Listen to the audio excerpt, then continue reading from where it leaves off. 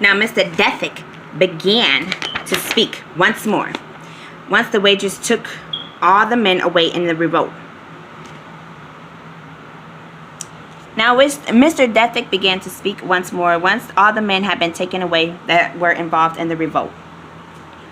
All these papers to be collected are to be collected and burned. And talk of hope of getting out is to be unpermitted as usual. Understood? Now Mr. Dethick was once more addressed the crowd in a cold tone. And so this is the photo of everyone. They got to pick up the pictures, pick all the papers, and they got to take them outside to be burnt because Mr. Dethick does not want any talk of the man who broke out of jail. So all the people, one by one, that's in the whole auditorium has to bring these things out to the fire.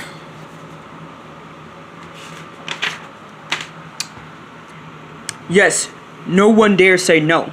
Good, or the next time I do not care if you have a newborn. You and all your children will be jailed indefinitely. Mr. Dethick began to leave, stepping down from the stage. Precocious teared up. She could not believe no one, not even her father, would stick up for the man or even examine whether or not he was telling the truth or not. She had been disappointed in a way she had never been her whole life in this one day. Her mother's presence now regained consciousness, asking Precocious, what happened? Precocious, not even sure where to begin, completely speechless, she felt like fainting herself. In fact, she wished she could faint right now.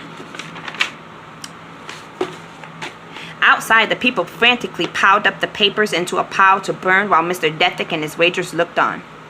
Everyone worked in unison, and when her father asked her to help, Precocious joined in, withholding obviously the fact that she had papers and packets stuffed all over her body. And if her father had found out, he'd kill her personally before the wagers could jail her, and her mom probably would faint again. Precocious did not care. To her, it was worth the risk. She would find out for herself if it was true. She was determined to prove it and break people out who were already stuck inside. And what about the man who was responsible for the whole crazy incident? Would he break out and prove it once and for all before Precocious could even get a chance? Her mind raced and raced as she carried bags of paper to the pile to be burned. It took 3 hours to clear the auditorium of all the papers and books that had fallen from the ceiling. So many papers. Precocious could not even believe no one wanted to examine the papers or at least keep some. Everyone all moved in unison, gathering papers outside to the fire. Precocious thought to herself, remembering the conversation she had overheard earlier between her father and the other two men. Something the crazy man from the stage kept replaying in her head. What if it was you, your wife, your daughter, locked up in? Wouldn't you want at least to know if there was a way out? What would happen if this did happen? What if it happened to both her parents and was left alone? What would she do? Now was not a good time for daydreaming. If she was caught now, she definitely could get points and maybe even dragged away on the spot. Precocious snapped out of it and picked up another stack of papers to take outside to be burned, Chapter 7. On the walk home, Precocious walked a few steps behind her parents. She needed solitude. Her parents spent the whole walk talking about what happened. Mother explaining how she fainted once the man began the crazy escapade. Father explaining how he tried to convince the man and thought he had convinced him not to try to do that, but was totally taken by surprise at how many other men he got to join him in his revolt. Precocious zoned out somewhere after that, not wanting to hear anymore. She wished she could run away somewhere and be free.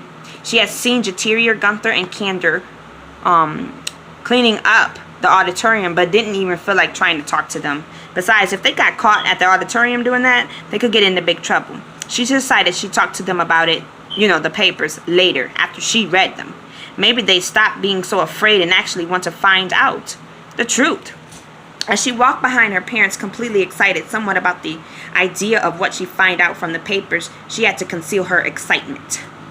She did not want her parents to notice anything abnormal about her emotions. Today was truly a roller coaster ride of emotions, from shock to fear to sadness, anxiety, fear, and etc. Once they arrived home, her mother quickly worked on the fireplace and lit candles in the house. Her father sat in his chair, still rambling 100 words a minute, going on and on, repeating the events of the night and how he felt, the conversation he had with the man, and how the whole building could have been jailed. Mother just kept saying, Yes, dear. And uh-huh occasionally in the conversation to let Present know she was actively listening. Precocious was invisible. She asked to be excused to her bedroom, where no one objected. Precocious went to her bedroom and lit her fireplace. Each bedroom had one in it, and she locked her bedroom door. She carefully took all the papers and booklets from her clothing and shoes. She changed into her pajamas and then laid on the fluffy rug in front of her fireplace and began to go over the papers. Now, as stated before, no one in town was permitted to go to school to learn to read and write. They only could learn the basics and able to do their everyday work tasks. Precocious could read at a third grade level, only as most people in the town could. No one was really more advanced than that. As Precocious lay there, she could hardly contain herself. Such joy. Had this day happened so her curiosity could finally be fulfilled? Before she could really dive into the papers, Mitten was scratching at her door. His scratching almost gave her a heart attack. She got up and stuffed the papers inside her covers on her bed, making sure they were completely covered by the sheets and blankets before opening the door. She opened the door and let Mitten in. "Hurry up, boy," she said. As she did, she was about to close the door. Her mother walked up. "Precocious, wait, I want to talk to you, sweetie." Oh boy. Precocious was now completely nervous. What if her mom found the papers? What if she did and told her father? She'd be in huge trouble. Maybe her dad would turn her in. She didn't know by the way he acted tonight. "Well, are you going to let me in?" she asked, because Precocious was standing in the door with the door cracked.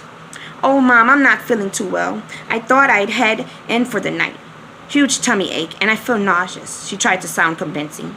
"Oh, honey," her mom said sympathetically. "At least let me come in to tuck you in," she said, basically shoving her way in the door. Precocious now was in a panic. "Now that's okay, Mom. Her mother was insisting, and she knew she would not be swayed. Precocious tried to ease into her bed best way possible without making noise with the papers. She hoped none would fall off on the floor or be loud to alert her mother. Her heart beat 100 beats a minute. She could hardly breathe. She lay in bed, unable to move, laying in a straight line. She almost felt like her heart would jump out of her chest when her mother sat on the edge of her bed. And to make matters worse, Mitten jumped up on the bed and moved in a circular motion before laying down on the other side of the bed. Great, she thought to herself. What if she starts moving around and tries to sniff or chew on the papers? Thump, thump, thump. Her heart raced 100 beats a minute. I know you may be saying you don't want to feel so well, so you don't have to talk. That's okay. I just want you to know I love you and I'm here anytime you need to talk, okay?" Her mother bent to kiss her forehead. Precocious felt like vomiting, but managed to say, "Okay, Mom." "Honey, you're all sweaty. Do you want me to open a window?" she asked, concerned. "No, Mom. I just need to rest. Long day is all." Precocious hoped she'd get out already. "Okay, but if you need me, just call. I'm right down the hall. Good night, I love you." Once more, a good night kiss, and she was off. Precocious waited a few minutes, then got up and locked her room door once more. When she turned around, she had to shoo Mitten, who had now discovered the papers and was beginning to chew on them. "Mitten, no, bad boy," she said as she scooped up the papers.